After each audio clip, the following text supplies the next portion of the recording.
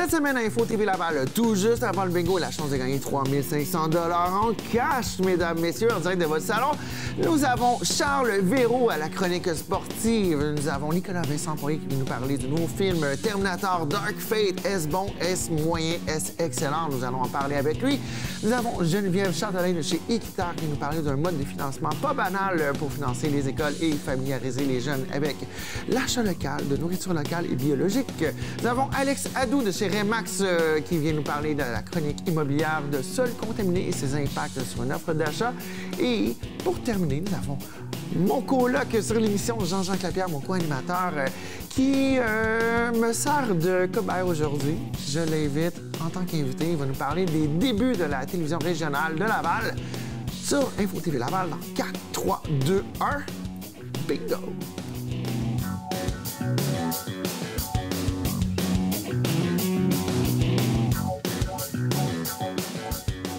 Aujourd'hui, à Info TV Laval, on a le plaisir de recevoir pour je pense, la 2e ou 3e fois que je te vois. C'est possible? Oui, effectivement. Brianna Turpin, étudiante honorée au Gala universitaire Force Avenir.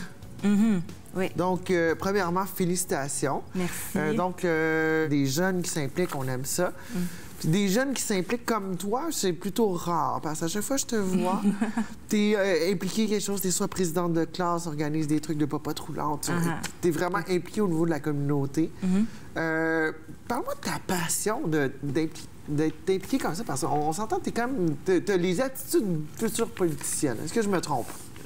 On peut dire ça. Présidente de classe, honorée, fait tout le temps des trucs là, pour impliquer les gens.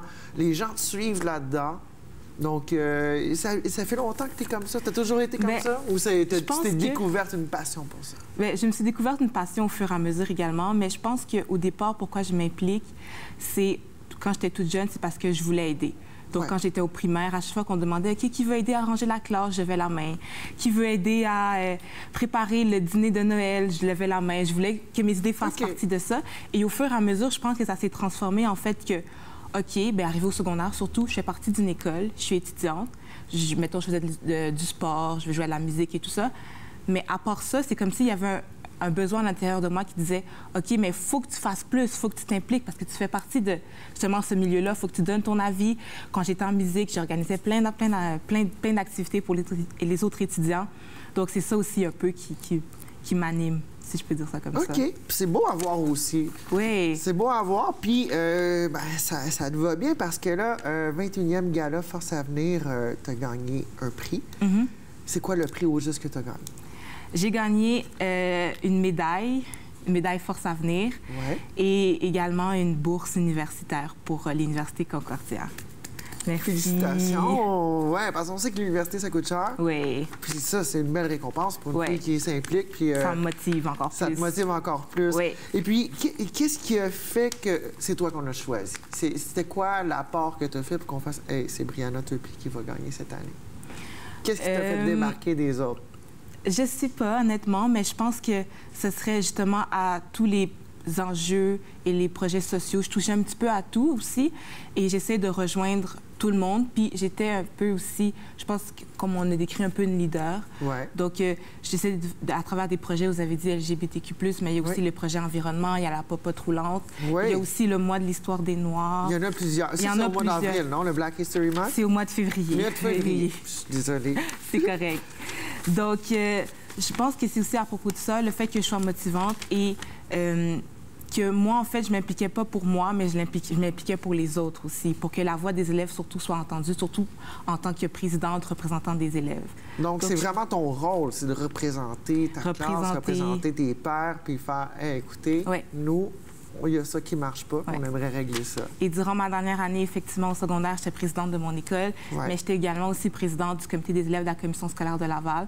Donc, en quelque sorte, je représentais aussi les élèves des écoles secondaires, la commission scolaire de Laval, auprès des dirigeants, des commissaires de cette même commission scolaire. Ça, c'est sans compter aussi le journal étudiant, La Fouine, que tu as travaillé dessus. Aussi.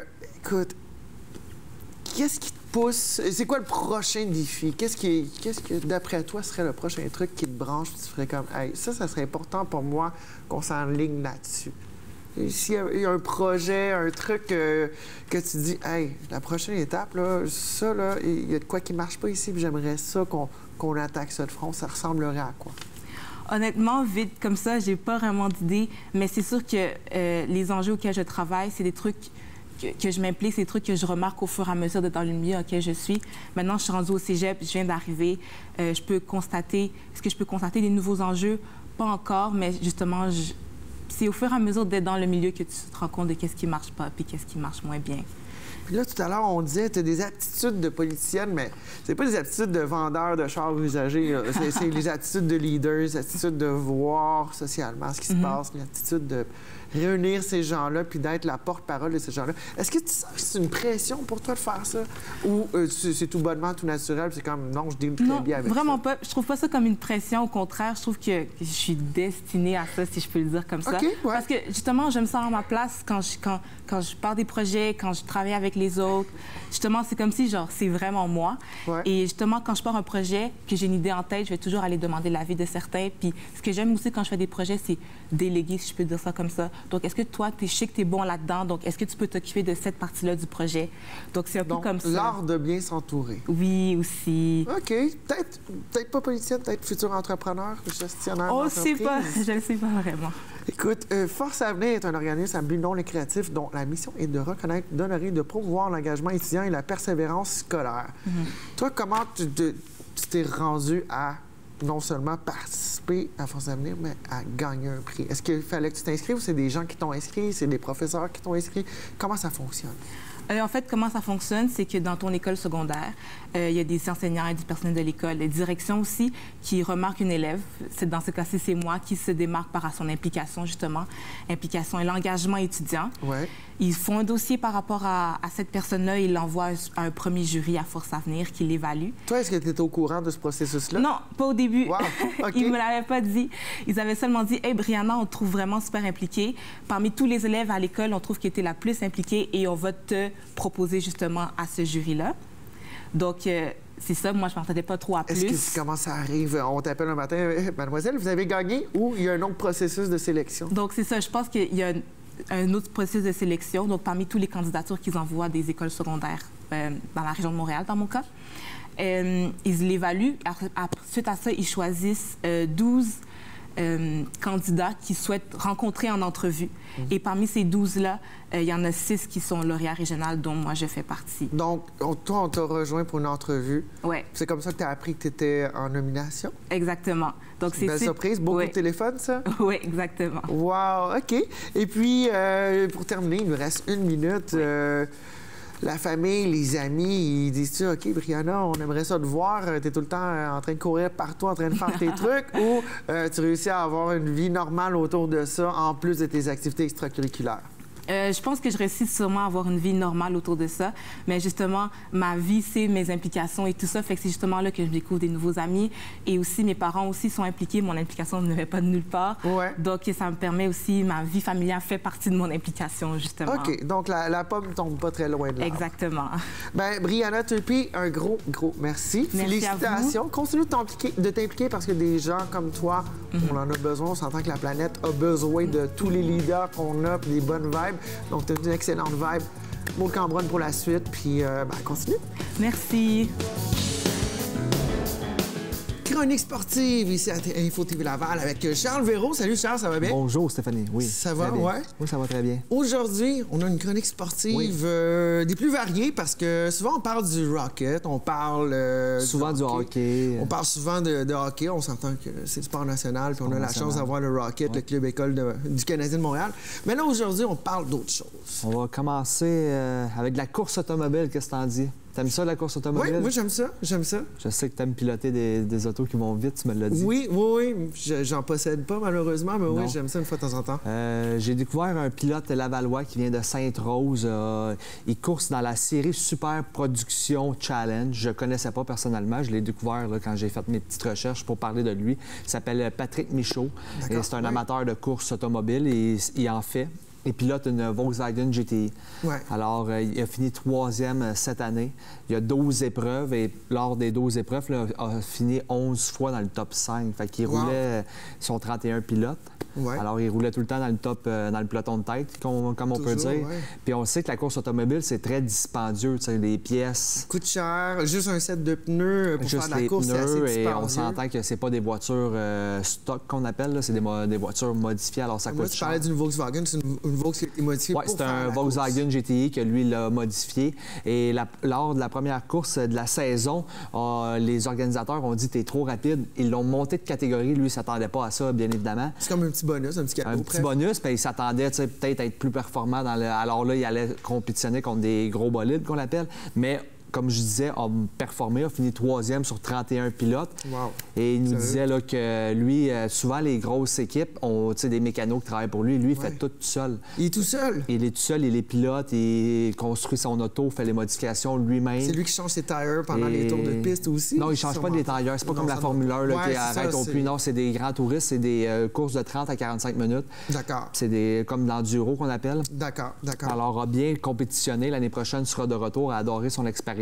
Le série Super Production Challenge, ça fait 9 ans que ça existe. D'accord. Et c'est populaire justement à cause que les pilotes peuvent, avec des petits budgets, peuvent compétitionner quand même dans cette catégorie-là. Quand on parle de petit budget en course automobile, Ben, c'est quand même cher. plusieurs dizaines Ben, de beaucoup milliers de de dollars commandites. par année, on s'entend, là? Ouais, ont beaucoup de commandites. Les 100 commanditaires, je pense qu'aucune écurie ferait partie. Tout à fait, oui. Mais lui, avec ses commanditaires, plus son temps, ça doit être beaucoup de temps. Là, les fins de semaine, il course. La semaine, il doit travailler sur le bolide, doit avoir un job entre ça qui travaille.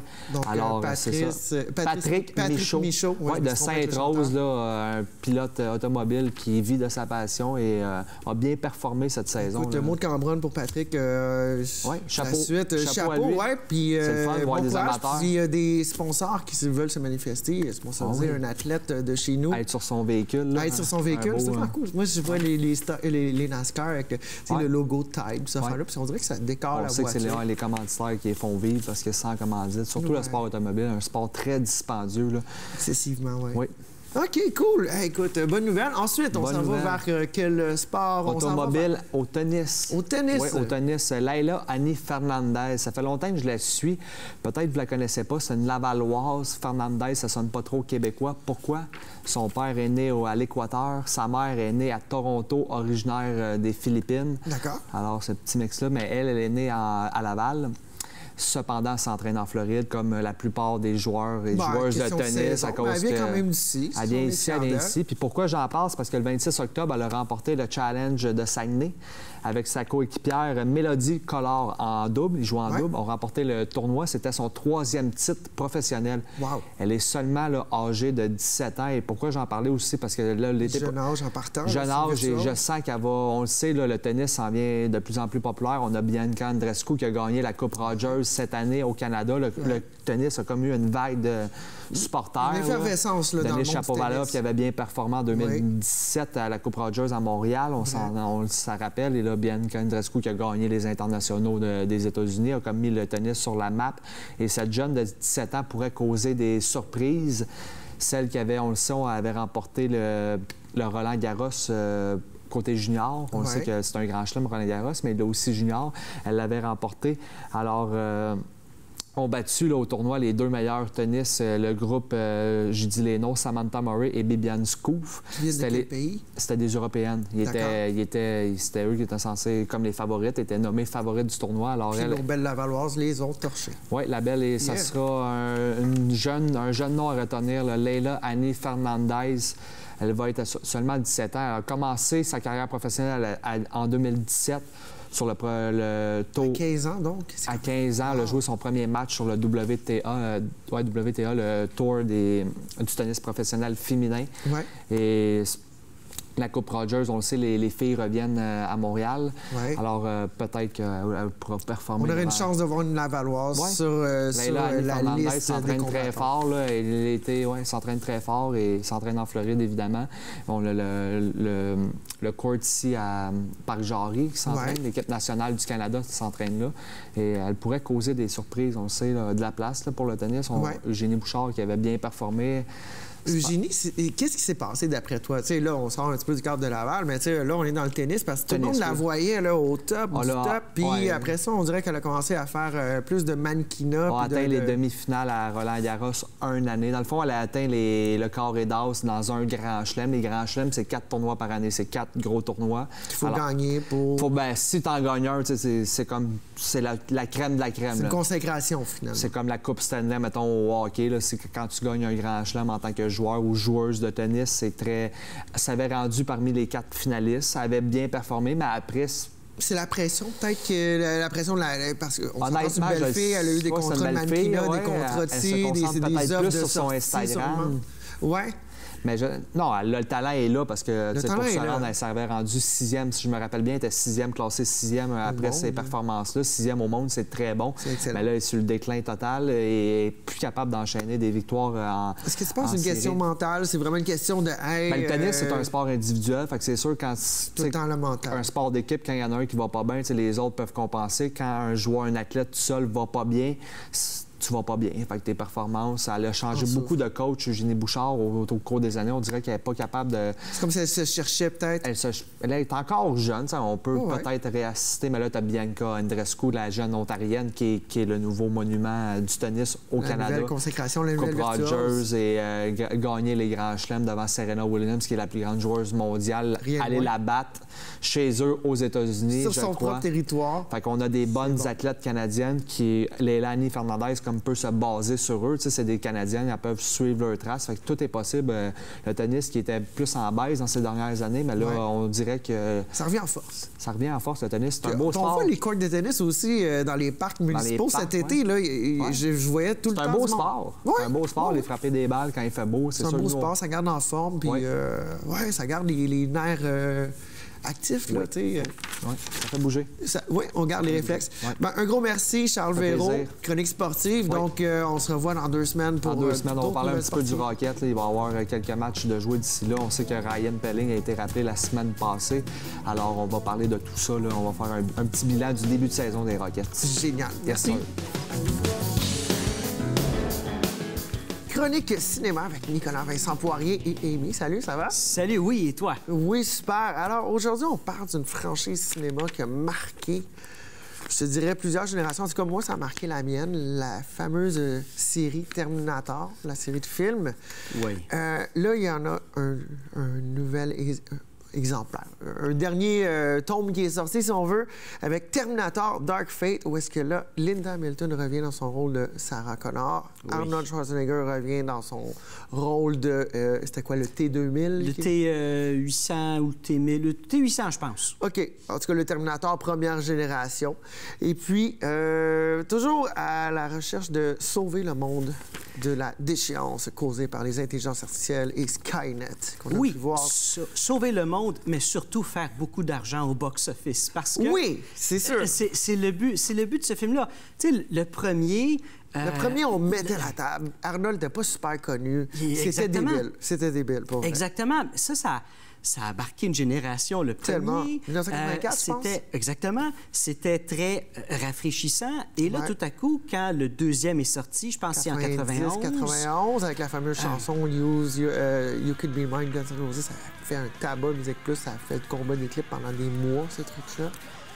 Ce film-là, Terminator 2, a marqué pour beaucoup de choses. Pour toi, ça a été de la musique. Je me rappelle pas beaucoup de la musique, mais par contre, je me rappelle les effets spéciaux pour l'époque. Bon. Ça a changé les effets spéciaux pour l'époque. James Cameron, qui a écrit, qui a réalisé le film, c'est un perfectionniste. Là. Ça fait des années qu'il travaille sur les prochains films Avatar. Il veut pousser encore plus la technologie. Ça fait que c'est quelqu'un qui... Il est très perfectionniste, disons. Même en 91, le film Terminator 2, le deuxième Terminator, le deuxième robot, le T-1000, qui était fait en métal liquide, c'était quand même super bien fait pour l'époque. Puis je l'ai vu récemment, puis ça tient encore la route. C'est pas débile, là, mais ça tient encore la route. Mais à l'époque, là, c'était du jamais vu. C'était le gros CGI, Computer Generated. Puis toutes les jokes qu'on fait par rapport à la franchise Terminator, c'est toujours par rapport aux 2. Comme Hasta la vista, baby, puis I'll be back, tout ça. C'est toujours par rapport aux 2. C'est vrai. Ben, dans le 1 aussi, Hasta la Vista Baby, quand il sort du restaurant puis il a buté tout le monde, Hasta la Vista Baby. C'est là qu'il dit pour la première fois, puis il trouve les lunettes. Ben, il trouve les lunettes. Il prend les lunettes du gars qui vient de buter. Puis c'est là que ça a commencé. Ah, ça, tu vois, je me rappelais plus de ce bout-là. Et aussi, il y a Robert Patrick, l'acteur que tu y vois la face. Puis tu penses Terminator 2. Exactement. C'est le T-1000 That's It. Le bonhomme en mercure liquide, là. C'est ça, parce que comme méchant, il était parfait il était aussi. Carré, pour vrai.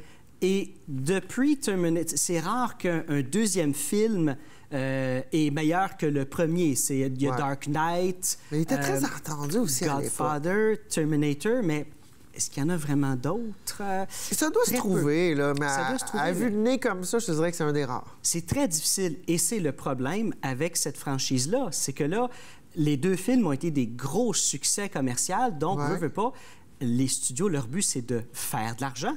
Donc, il faut en faire... Exactement, il faut en faire d'autres, peu importe. Et c'est exactement ce qui est arrivé en 2003, Terminator 3, après ça, un autre... Ben, le Terminator 3 était quand même bien. Moi, j'avais trouvé ça intéressant que quelques années plus tard, on retrouve le bras du Terminator, on fait du reverse engineering, puis on refait la chip électronique à partir des vestiges du Terminator 1 qu'ils ont trouvé dans la fonderie, qui est mort dans le Terminator. Ça, c'est dans le 2, ça, je pense. C'est dans le 2, oui, qui meurt dans la fonderie, mais dans le 3, c'est ça, ils retrouvent le bras puis des restants du Terminator, puis c'est là qu'ils repartent. Ça, je te dirais que le 3 m'a tellement pas marqué que je m'en rappelle pas beaucoup, mais il me semble que c'est dans le 2. En tout cas, c'est pas grave. Le 3, tu sais, la méchante dans le film faisait un peu penser au T-1000 dans Terminator 2. Et on dirait qu'on essaie toujours de nous redonner quelque chose qui ressemble à Terminator 2. Et dans ce cas-ci, dans Dark Fate, ce qui se passe, c'est que James Cameron, qui n'a pas été présent depuis Terminator 2, revient en tant que scénariste et producteur. On s'attend à du gros stock, là? C'est ça, c'est pas lui qui l'a réalisé, c'est Tim Miller, celui qui a réalisé le premier Deadpool. Quand même, qui était excellent. Oui, il était excellent comme film. Et dans le fond, ce film-ci, où est-ce que c'est dans l'historique de Terminator? Parce qu'il faut se rappeler, celui en 2015 était un reboot. Ouais. On refait la franchise. On repart à zéro, puis là, on a droit à celui-là. Qui fait partie du reboot de 2015 ou qui fait partie de la lignée originale? Un petit peu des deux, parce que ce que James Cameron a dit, il a dit, OK, regarde, moi, ce film-ci se passe, c'est la suite directe de Terminator 2. Tout ce qui s'est passé par la suite, on veut rien savoir. Ça n'a rien à voir. Terminator, celui en 2015, là, c'est un film à part qui n'aura jamais de suite. Probablement que celui-ci également, il n'y aura pas de suite, là. Okay. Parce que les performances au box-office, c'est pas incroyable. Mais... OK. Puis la performance à l'écran? Oh! Écoute, j'ai jamais été un gros fan de la série, OK? Mais ce qui se passe, c'est que James Cameron, tu sais, ça y en prend... C'est un perfectionniste. Ça y en prend beaucoup pour embarquer dans quelque chose. Justement, tu me surprends, là. Ça fait que lui, ce qu'il a dit, c'est qu'on tasse tout, puis moi, je recommence tout de suite après Terminator 2. C'est la suite directe. Donc, cette fois-ci, c'est une femme du futur qui vient protéger une jeune femme, une jeune Mexicaine qui travaille dans une usine automobile. Exactement. De montage. Et on comprend qu'elle va être très importante dans le futur. J'en dis pas plus.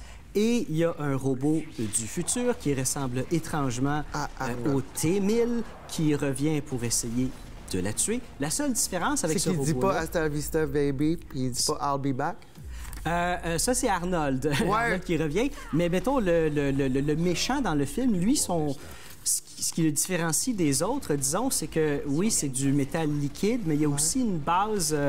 métallique, un peu comme le T-800, là, celui que Arnold interprète. Donc, il y a de l'organique par-dessus. Au bout de la ligne, il peut se séparer en deux.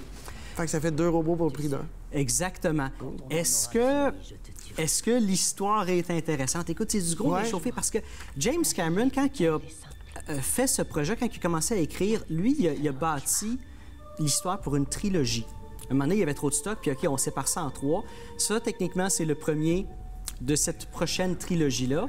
Et je pense, pas sûr qu'il va en avoir une, même si le film est arrivé numéro 1 au box-office. C'est la marque de commerce, là. Je pense que c'est Terminator. Moi, tu me dis ça, puis je m'apprêtais à aller au cinéma cette semaine, aller voir ça. Mais écoute, là, il n'est pas mauvais. Mais Je ne suis pas un fan. J'ai jamais été un fan de Terminator. Je les déteste pas. C'est des bons films, mais sans plus pour moi. OK. Donc, ta cote pour cette semaine, ça serait quoi? Pour ce film-là, une cote sur 10 en 15 secondes? Ah, 6 sur 10. C'est pas mauvais. Okay, les effets ça passe spéciaux à sont fesse, bien, comme on mais dit. À 29 millions au box-office, on s'attendait à beaucoup plus. Sais-tu, je pense pas qu'il va y avoir de suite. Puis je pense qu'on va passer un bon bout de temps avant de voir un autre Terminator. Merci. OK, ben on se revoit la semaine prochaine. Oui. Merci. Qui êtes-vous?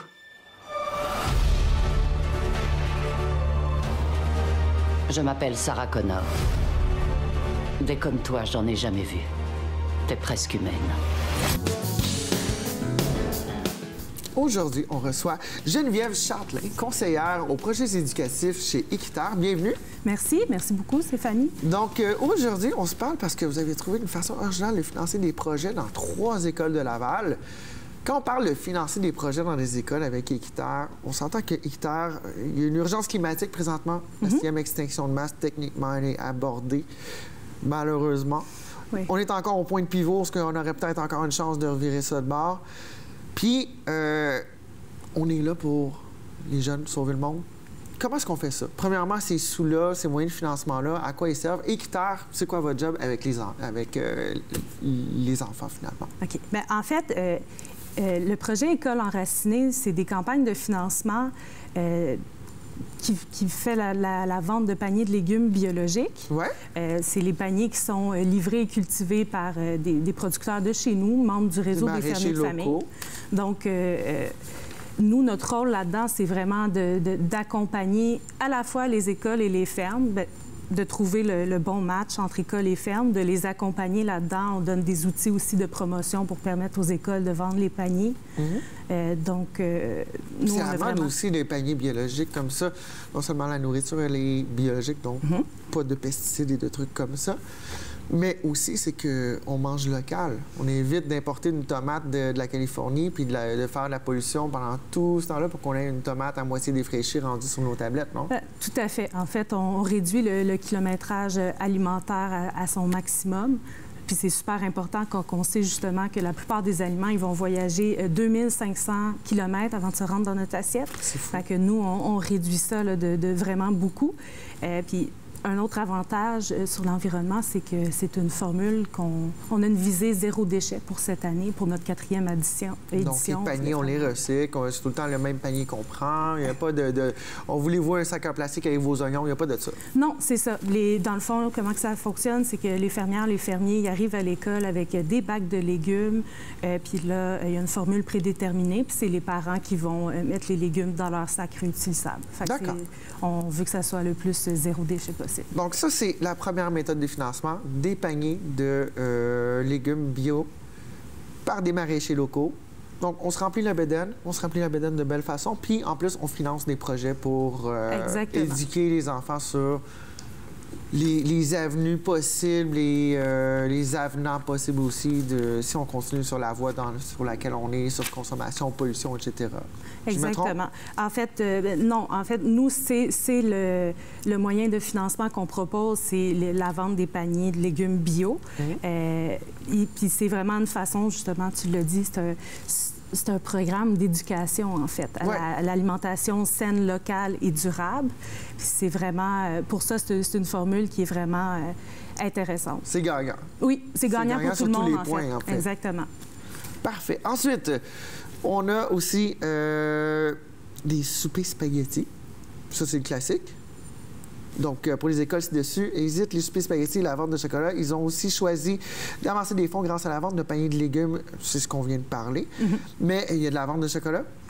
Non, il n'y en a pas. Du tout. C'est ça, c'est... Nous, vraiment, exit en fait, les soupers spaghettis et la vente de chocolat. Je suis vraiment désolée. Mais non, c'est ma faute. C'est pour ça que en fait, nous, on veut vraiment miser pour que ça soit autre chose maintenant dans les écoles, que ça soit pas justement, on arrête de vendre du chocolat de mauvaise qualité cultivé par des enfants dans d'autres pays, puis on y va avec quelque chose qui est durable, qui est éco-responsable. Ça fait vraiment une différence, tu sais. Puis, aussi, ces écoles-là, est-ce qu'elles ont aussi, dans la nourriture qu'ils servent à leurs élèves, ça fait partie aussi de votre mandat, tant qu'à être connecté avec des maraîchers locaux, etc., la cafétéria, est-ce qu'elle en bénéficie aussi? Puis au lieu de se faire une poutine puis une barre de chocolat Hershey, on se retrouve avec une bonne salade puis quelque chose de local et nourrissant? Bien, c'est sûr que nous, on espère que ça va mener vers ça. Mais c'est pas ton mandat? Bien, entre autres, mais c'est pas dans le cadre du projet École enracinée. D'accord. Dans le fond, on espère que la rencontre entre les producteurs, les élèves, l'école, que ça amène à des beaux partenariats comme ça, parce que l'alimentation, elle va être aussi améliorée là, au sein de l'école au complet. Ouais. Puis, dans le cadre de d'autres projets, je travaille justement à faire le rapprochement entre les producteurs et les institutions, donc parfois des écoles. Donc, ça fait partie de ton mandat? Oui, OK, tout à fait. OK. Je commençais à patiner, là, mais OK, je sais pas si loin que ça. On a un projet qui s'appelle « De la ferme à l'école » où on accompagne 9 écoles qui mettent en place des bars à salade remplis de légumes, de fruits et de légumes locaux. C'est ça le but. D'accord. Et puis, là, il y a eu une série d'événements qui se sont passés. Le 26 octobre dernier, 8 octobre sur l'avenue Le Grand-Laval, l'avenue Lisanne à Fabreville. Donc, c'est des événements qui se sont passés pour justement aller chercher les paniers. Exactement. Ça s'est bien passé? Oui. Les gens ont bien mangé après, oui? Oui. Bien, en fait, nous, on voulait le plus possible, comme c'est des paniers un peu surprises, mais on voulait le plus possible que les parents aient accès à des recettes et à des moyens. Fait qu'on a déployé là, toutes sortes d'outils pour que les parents ils puissent cuisiner leurs légumes. Okay. Il y a des écoles qui ont mis en place certaines activités éducatives pendant la livraison. Okay. Puis nous, c'était vraiment ça qu'on poussait parce que d'ailleurs, on organise un concours où les écoles nous envoient leurs photos. De leur... Exactement, de qu'est-ce qu'ils ont fait. Et des fois, ça va être des dégustations. Parfois, ça va être... les jeunes ont fait une pièce de théâtre. Ça peut être toutes sortes de choses qui sont mises en place le jour de la livraison. OK. Parce qu'on veut c'est comme un jour de fête, le jour de la livraison. Exactement. On veut que ça soit une fête éducative. On veut que les jeunes aient du fun puis qu'après ça, ils associent l'alimentation saine, locale, éco-responsable à quelque chose qui est associé au plaisir, en fait. Aussi, puis peut-être, éventuellement, faire l'épicerie deviendra un plaisir aussi. On l'espère. On s'en va vers ça, je suis sûre et certaine. Parfait. Et puis, chez Équiterre, parle-moi de ce qui se passe en général, parce que là, les gens, on est familier avec le nom, on commence à savoir un peu plus qu'est-ce que vous faites, puis c'est quoi votre mandat. Là, avec l'éducation des jeunes, on se doute qu'on veut éduquer la prochaine génération. Sur les autres volets chez Équiterre, qu'est-ce qui se passe présentement, là, que tu es au courant, que tu peux nous jaser, que c'est pas un secret de Polichinelle? Non, là? En fait, chez Équiterre, on travaille, entre autres, sur l'alimentation saine, locale, éco-responsable. Puis on le dit, dans les écoles, mais aussi au sein des institutions. Donc, les centres de personnes âgées, les exactement, hôpitaux, les hôpitaux, les écoles, les organisations publiques. Ouais. On espère pouvoir amener des bons légumes un peu partout au Québec. Ouais. Donc, il y a le volet alimentation. On travaille aussi sur les changements climatiques. Oui, ça, on entend parler, mais on commence à sentir les effets, là. Oui, tout à fait. Bon, c'est sûr que nous, on est là pour sonner la cloche d'alarme pour dire, il faut agir maintenant. Déjà. Oui, exactement. Mais là, on arrive, comme tu l'as si bien dit, là, à un point de non-retour. Fait que ça va être important qu'on s'en vienne rapidement là-dessus. On travaille aussi sur l'électrification des transports. OK. Une autre façon de sauver la planète. Exactement. C'est sûr effort que à la fois. Nous, on fait la promotion là, des transports en commun, tous les autres modes de transport, mais quand on n'a pas le choix d'utiliser la voiture solo, bien, il vaut mieux que ce soit une voiture électrique parce qu'au Québec, bien, ça a vraiment des gains énergétiques à faire.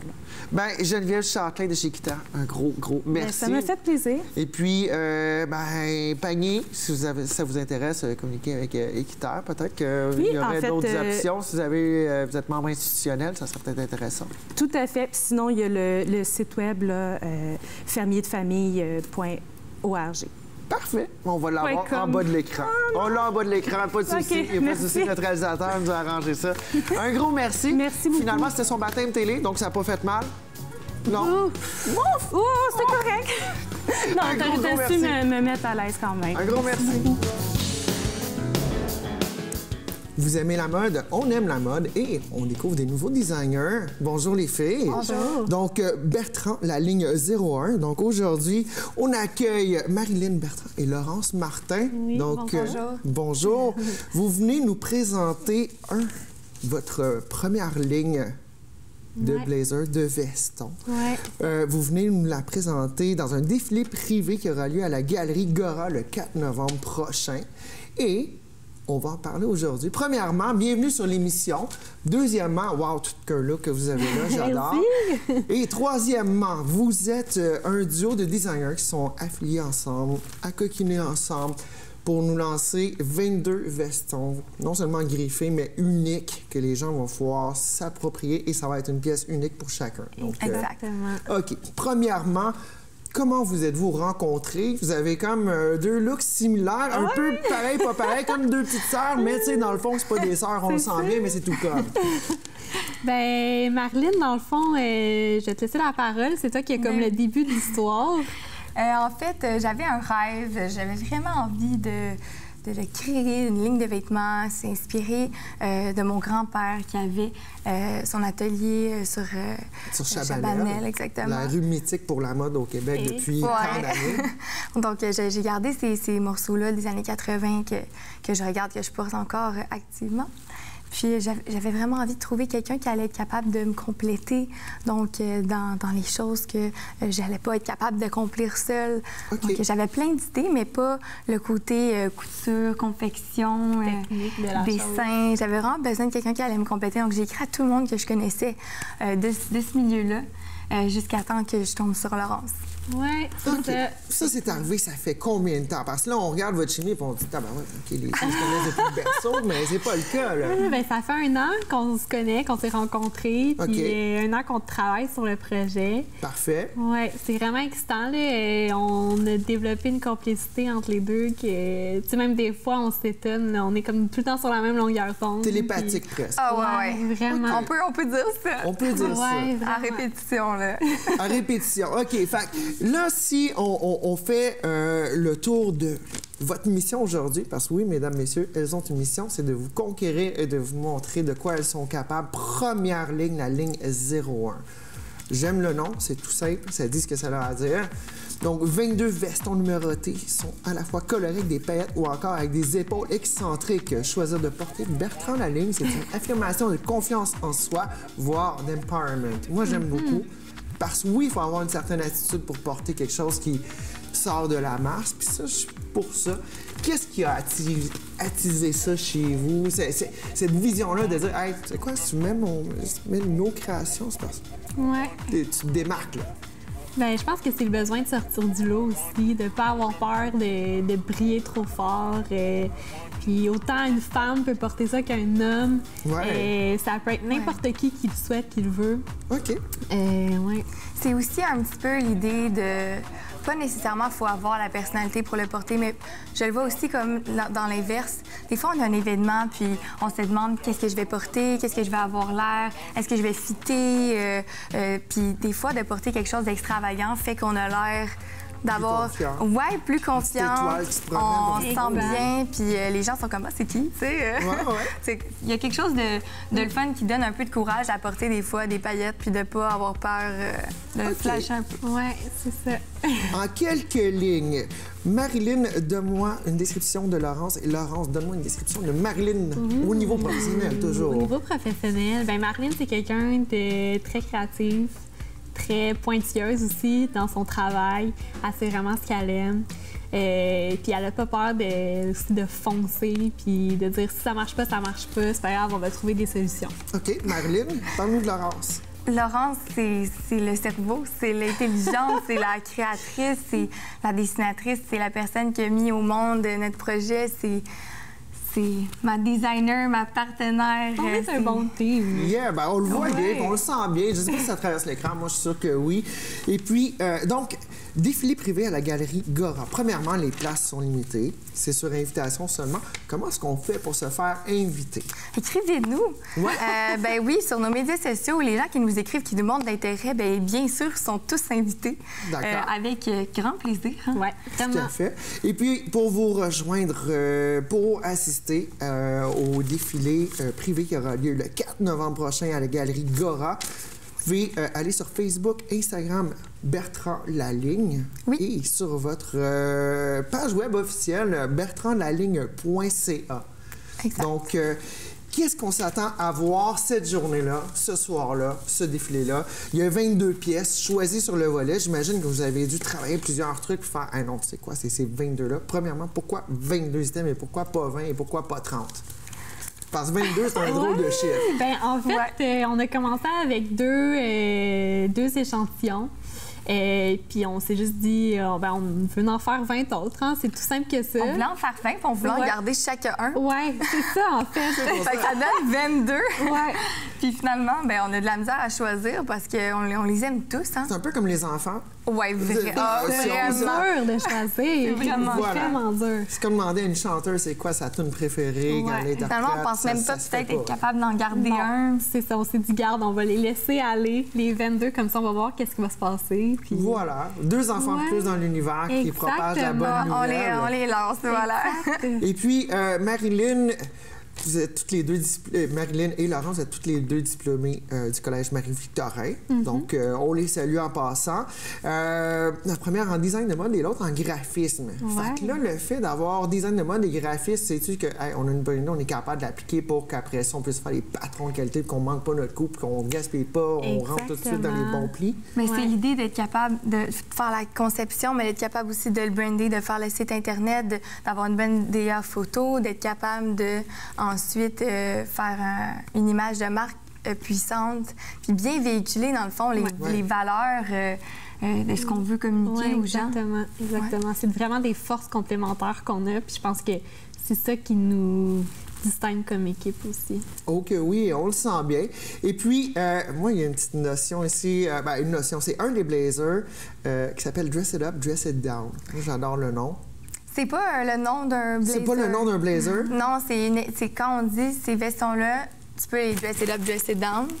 OK, c'est pour... Oui, exactement. C'est plutôt que tu peux le porter avec un T-shirt blanc, avec un coton watté, une toque, un beau sneaker pour aller travailler. On peut aller au 5 à 7, on peut aller travailler, on peut dress it up, on s'en va. Autant que tu mets une belle robe ou tu mets juste ce veston avec une ceinture puis tu as un look à tout casser avec un talon. OK, donc c'est pas un veston en soi, c'est un petit peu l'épitaphe de la ligne. Exactement. Tu peux dress it up, dress it down. Les filles, un gros merci. Donc, bertrandlaligne.ca. On peut aller visiter, peut-être se faire inviter au lancement, au défilé privé à la Galerie Gora 4 novembre. Donc, visiter les sites Internet et médias sociaux. Maud Cambronne pour la suite, les filles. C'est magnifique ce que vous portez. Merci. On se voit à la prochaine. Merci. Jean-Jacques Lapierre, vous le connaissez, vous le voyez à chaque semaine à l'émission. C'est mon comparse, mon coloc de l'émission, mon co-animateur. Salut Jean-Jacques, ça va bien? Quel grand plaisir. Ça fait très plaisir de te voir parce que là, on a décidé qu'on va se faire une petite entrevue, toi puis moi. Oui, c'est ça. Apprenons à connaître nos animateurs. Écoute, la vraie raison, c'est que tu viens nous parler de l'importance de la télévision régionale dans nos vies, dans notre quotidien. Comment ça a commencé, cette histoire-là? Parce que une longue période, on appelait ça la télé communautaire, jusqu'à temps que les rocs et belles oreilles, les sans limites de ce monde me jettent un regard plutôt négatif sur la chose, puis on a rebaptisé télévision régionale, mais ça reste quand même du communautaire. On est là pour la population locale, pour vous à la maison. Vous aussi, vous pouvez venir ici nous parler des trucs qui vous intéressent. Comment ça a commencé, cette histoire-là, à Laval? Et moi, je me rappelle, il y a plus de 30 ans, il y avait un monsieur Marcel Farley qui était représentant pour la compagnie Lausier, qui vendait du papier, et puis qui s'occupait de faire il s'impliquait beaucoup dans les activités régionales. Alors, il avait réussi à avoir, apparemment, écoute, parce que moi, je ne suis pas un historien, je suis un historieux. Un historien. C'est comme le violoniste et le violonneux. Ça joue pareil. Oui, c'est ça. Alors, il avait réussi à avoir des locaux et puis avoir des appareils. C'était les grosses télévisions immenses. Des tubes cathodiques super profonds. Plus la télé était large, plus ça prenait de la place dans le salon. Et ça se faisait sur le boulevard Saint-Hésiard, dans le sous-sol d'une vieille école qui avait été récupérée, puis dans le sous-sol d'une école. Et puis ce qu'il y avait remarquable, l'école, c'était rien de tellement sophistiqué, même qu'au printemps, quand l'eau montait, il y avait de l'eau dans le sous-sol, il y avait 2 pouces d'eau, mais on faisait de la télévision communautaire. C'était communautaire. Alors, Marcel Farley était vraiment l'homme qui a parti ça. Et puis, il y avait un animateur, c'était un monsieur Garceau. Monsieur Garceau, c'était l'animateur vedette, à un moment donné, qui était là pour tous les interviews, puis qui faisait ça. Alors, on s'adressait à monsieur Garceau, et qui était intéressant, qui faisait bien un beau travail. Je veux que tu en parles avec le sourire aussi. C'était du bon temps que vous avez eu à cette époque-là. C'était de la télé de brousse, on s'entend. S'il y a de l'eau dans le studio, là, moi, je me vois mal avec le câblage et tout, faire de la télé sans se faire électrocuter. Là. C'est quand même toute une aventure. Puis toi, tu t'es joué à l'aventure quand? Parce que tu as fait de la télé, de la radio. Comment ça a commencé ton approche avec la télévision de Laval? Comment tu as commencé à t'impliquer? La télévision de Laval, c'est que j'ai toujours été impliqué dans les activités. Et puis, les gens nous demandaient, disons qu'on veut annoncer notre activité, qu'est-ce qu'on fait? Alors, on allait voir M. Garçon, on s'arrangeait pour avoir une entrevue. Même que ma fille avait réussi à avoir une entrevue, faire une entrevue dans le sous-sol de la résidence chez nous, avec ses petits amis, pour faire... Oui. En fait, c'était vraiment le début de la télévision communautaire. C'était vraiment communautaire. Alors, je me rappelle encore, je pense, quand j'en ai des petits bouts de films chez nous, comme on pouvait faire ça. Mais c'était vraiment archaïque, puis vraiment... C'était les débuts, il y avait 0 budget au départ. C'était vraiment pas grand-chose. Ouais, mais probablement que M.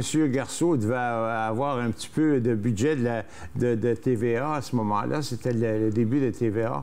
Probablement qu'il y avait une association avec Vox et ma TV, éventuellement. Probablement qu'il y avait les appareils étaient fournis gratuitement. Il y avait des vieux appareils qui n'avaient plus besoin. Qui dataient de 1900 fait plus. Là. Alors, ils donnaient ces appareils-là. Mais ça a été une école. À ce moment-là, c'était une école. Beaucoup des animateurs de l'époque ont fait carrière un peu partout. Bien, moi, j'ai été surprise d'apprendre que présentement, ici, peut-être pas dans le studio ici, mais Gino Chouinard, qu'on connaît pour Salut Bonjour, a déjà animé une émission comme on fait là. Ah oui? Et Mariana Mazza qui est passée ici. Oui. Il y en a plusieurs qui sont passés ici. Il y en a une dizaine. Il y en a une dizaine qui sont passés, qui sont animateurs. Il y en a qui ne durent pas nécessairement... Et la prochaine. La prochaine, c'est ça. Pas nécessairement à TVA, mais ils ont été dans les villes à Sherbrooke, plusieurs animateurs. Ah oui, c'est surprenant. Et c'était important. C'était important parce qu'il n'y avait pas de... C'est là encore, parce que l'information locale, aujourd'hui, avec les réseaux sociaux, c'est difficile de savoir qu'est-ce qui est vrai du faux. Les médias de masse, c'est des gros conglomérats, donc on couvre large, mais on ne rentre pas dans le détail de notre communauté ici, même à Laval. On va peut-être parler des gros titres qui se sont passés, le Rocket a gagné ou des trucs comme ça, mais ici à Laval, ou quand je travaille à Terrebonne ou quand je travaille à une autre place, c'est vraiment de l'information locale. C'est notre porte de sortie pour le futur de cette télévision-là, n'est-ce pas? Absolument. Et puis, si on veut être visionnaire, éventuellement, ça va être excessivement important. Ça va être le moyen de communication locaux, parce que les journaux écrits sont appelés à disparaître. Moi, je ne le souhaite pas, là, mais sont appelés probablement à disparaître. Alors, actuellement, la télévision communautaire va rester un des points importants pour renseigner le public. Puis, sur ce qui se passe dans leur quartier, dans leur chose. Et sur le plan politique aussi, ça va être important pour la diffusion des activités politiques. Ouais. Là, actuellement, parce que ce qui existe actuellement, ça va être complètement différent, même dans 2 ans. Ouais. Notre programmation va s'ajuster aux besoins du public. Tout à fait. Puis, aux besoins. Et puis, ça va, je pense que c'est bien important. Comme moyen de diffusion, on est les seuls. Parce qu'ici, à Laval, il y a la télévision communautaire, il y a un grand journal important, 2 petits journaux locaux importants, puis il y a deux radios qui... quand même importantes. Le rythme FM, c'est quand même... ça cause Ils font un bon travail, mais disons que ça n'existe pas. Alors, c'est pour ça que ici, TVRL va jouer un rôle d'importance. C'est pour ça que toi, comme animatrice, si tu vas devenir une animatrice vedette... Je suis pas sûr que je suis prête à ça, Jean-Jacques. Je dis pas bien avec la pression. Non, mais écoute, le but est vraiment d'informer les gens, de partager avec les gens de notre public. Puis, toi, ça fait combien de temps que tu le fais? Moi, je suis impliqué. Ici, à Laval, ça fait pas si longtemps que ça, peut-être une dizaine d'années. J'ai fait de la radio. Pas si longtemps que ça, 10 ans, tu sais, c'est quand même une décennie. Peut-être une dizaine d'années seulement. Puis avant ça, tu as travaillé à Télé-Québec, tu as fait de la radio.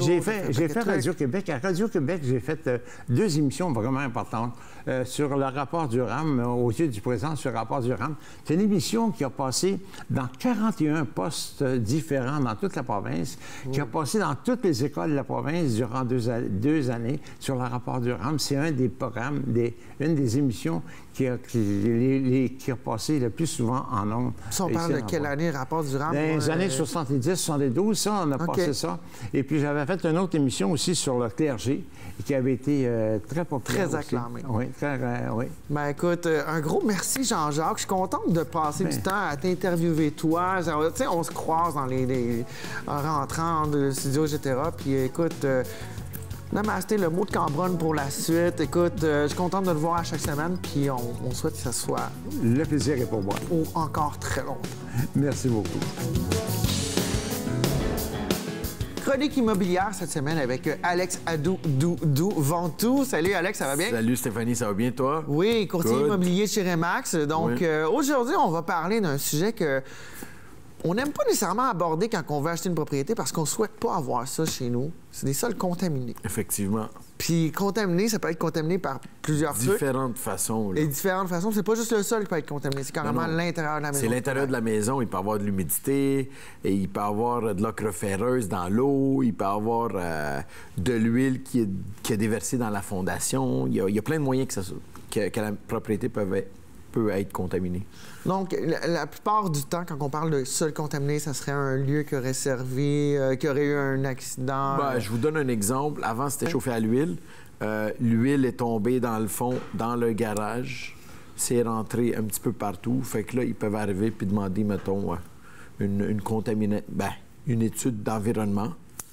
Fait que là, ça peut aller loin, là, je te dirais. Mais ça, d'habitude, ça arrive plus dans le commercial. C'est pas dans le résidentiel.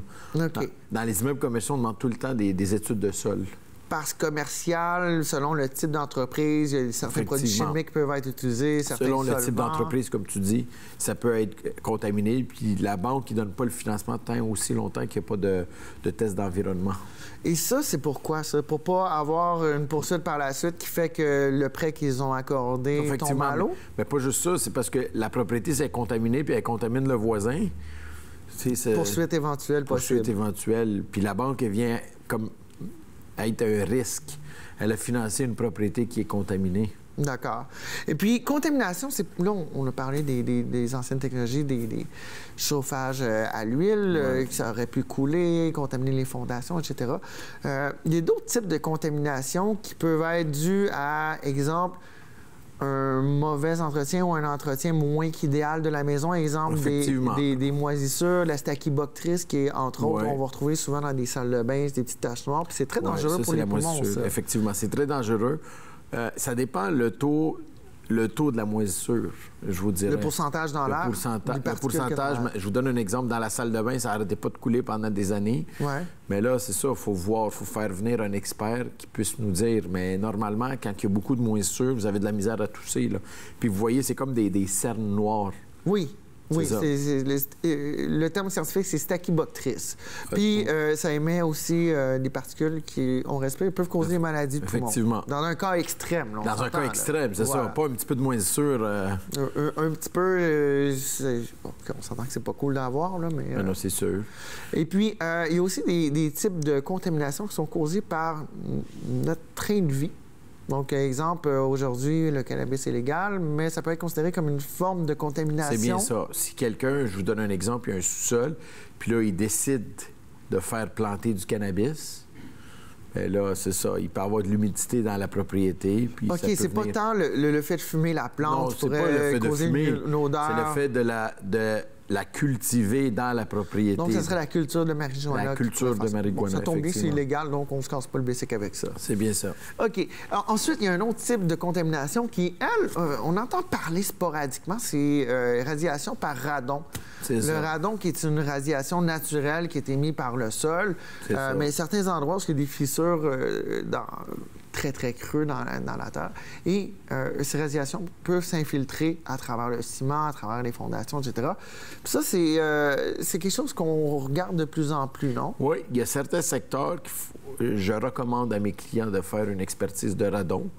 D'accord. C'est quand même assez... Les secteurs Lavallois? Non, pas Laval, je vous dirais. Je vous dirais plus dans la Naudière. D'accord. Tout dépendant où, là, exactement, mais c'est quand même assez dangereux, je vous dirais. C'est quoi les effets potentiellement indésirables du radon? Écoutez, ça peut être dans l'eau. L'eau peut être contaminée. Ça peut être dans la fondation aussi. Là. Ça peut rentrer dans la fondation. C'est quand même... Il ne faut pas prendre ça à la légère. C'est une radiation, donc ça nous passe au travers du corps, on s'en rend pas compte. Un peu comme les ondes radio, les ondes de télé, etc. Effectivement. OK. Et puis, quel autre type de soucis ou de contamination de l'ocre ferreuse, je vous dirais. Oui, c'est quoi ça? Ça, dans le fond, il y en a un petit peu dans Terrebonne-Ouest. C'est une contamination de l'eau dans la fondation, je vous dirais. Quand vous avez une sonde-pompe, vous avez une propriété, vous avez une sonde-pompe, mais là, il peut y avoir de l'eau qui est contaminée là, dans le fond. Dans le fond de la sonde-pompe? C'est ça, dans le fond de la sonde-pompe. C'est une eau qui est un petit peu rougeâtre. Ouais. Il faut faire attention, il faut faire des tests. Ça peut venir, je vous dirais, contaminer l'eau dans toute la maison. Là. Oh, OK, OK. Wow, OK. Et puis, ça, c'est des tests qu'on doit, nous, se prémunir d'aller contacter les professionnels de trucs ou notre courtier immobilier peut nous faire une liste de suggestions de, écoutez, vous êtes dans tel secteur, moi, je vérifierais ça. C'est bien ça. Votre courtier immobilier peut vous le suggérer, puis l'inspecteur en bâtiment aussi. Quand l'inspecteur en bâtiment, s'il voit des traces qui pourraient indiquer, mettons, du radon, de l'ocre ferreuse ou bien de l'humidité, de la moisissure, mais là, il va vous référer à un expert. D'accord. Fait que là, ça va être à vous de négocier avec le vendeur qui paye ça, l'acheteur ou le vendeur. D'accord. Comme toute transaction, tout se négocie. Effectivement. OK. Et puis, ton petit conseil de la semaine à ce niveau-là, quand on veut acheter ou vendre sa propriété, est-ce que c'est plus de trouble quand on vend sa propriété puis on trouve ça ou quand on a acheté une propriété on se rend compte qu'il y a du radon et des trucs comme ça? C'est plus quand on achète. Parce que quand on vend, la plupart du temps, on peut se préparer d'avance. Avant de mettre la propriété sur le marché, on peut faire toutes ces étapes-là. Tandis que quand on achète, on est plus pris au dépourvu. Si l'inspecteur arrive et vous dit il faut que vous fassiez ça comme test... On n'a pas le choix. Bien là, vous faites comme un frein. Qu'est-ce que je fais? Je l'ai fait-tu ou j'achète pas? Ou j'achète? C'est plus, je vous dirais, côté acheteur. Puis est-ce qu'il y a des recours pour le nouvel acheteur envers un peu comme un vice caché? Certainement. Tout dépendant. Certainement, oui. Oui, tout dépendant s'il est mentionné dans la déclaration du vendeur. D'accord. Lorsqu'il a, dans le fond, décidé de rédiger le contrat avec son courtier. S'il l'a déclaré, oui. S'il l'a pas déclaré, puis après il fait « Ah, j'ai pas pensé. » Vous pouvez revenir contre lui, mais il faut prouver en cours qu'il l'a caché. Donc, ça, c'est difficile. Bien, pas difficile, il faut y aller selon les indications. Oui, les preuves circonstancielles, etc. OK. Parfait. Bien, Alex Hadou, qu'est-ce qui se mijote pour la prochaine chronique dans 2 semaines? Bien, écoutez, dans 2 semaines, on va parler de TPS TVQ pour immeubles commerciaux. Parfait. Restez à l'écoute et on visite Alex Hadou Ventoux. C'est ce qui complète l'émission pour cette semaine. Mon nom est Stéphanie Léveillé-Denis. Revenez-nous la semaine prochaine, mais d'ici quelques minutes, vous avez Bingo TV Laval. Avez-vous votre carte de jeu? TVRL.ca pour les points de vente des cartes de bingo. 2500 $ pour la carte pleine en direct de votre salon. Ça vous intéresse? Vous avez encore quelques minutes. Allez-y maintenant. Sinon, on se revoit la semaine prochaine, même heure, même poste.